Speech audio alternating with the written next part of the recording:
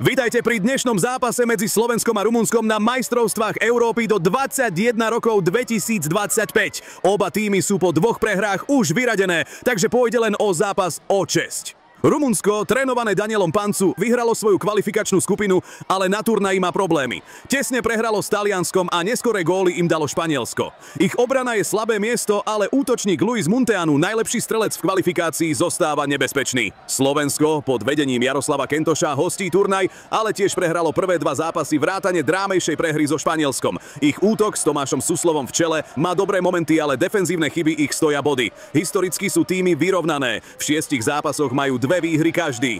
Hráči na pozorní: Oktávian Popescu, Rumunsko, ktorý má skúsenosti proti slovenským klubom, a Adam Tučný, Slovensko, strelec v minulom vzájomnom dueli. Očakávajte otvorený zápas, oba týmy chcú skončiť s pozitívnym výsledkom.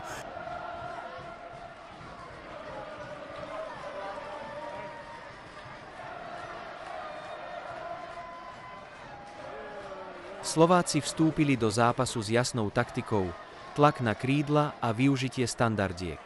Už v 2 minúte Kaprálik preveril brankára Hindricha. Geniálne navedený kop v 11. minúte vystrieľal Obert na vedenie.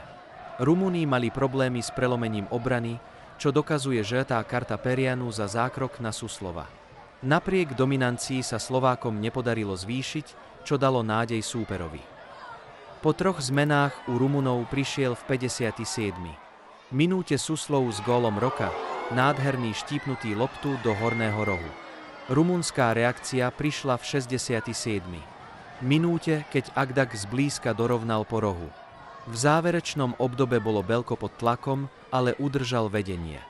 Najväčšiu šancu na vyrovnanie premárnil Muntínu v nastavenom čase. Jaroslav Kentoš tým exceloval v krídlových útokoch, pričom Rumanom chýbala prenikavosť v záverečnej fáze. Suslov potvrdil status lídra, zatiaľ čo Agdag ukázal, prečo o ňom je v Rumunsku taký rozruch.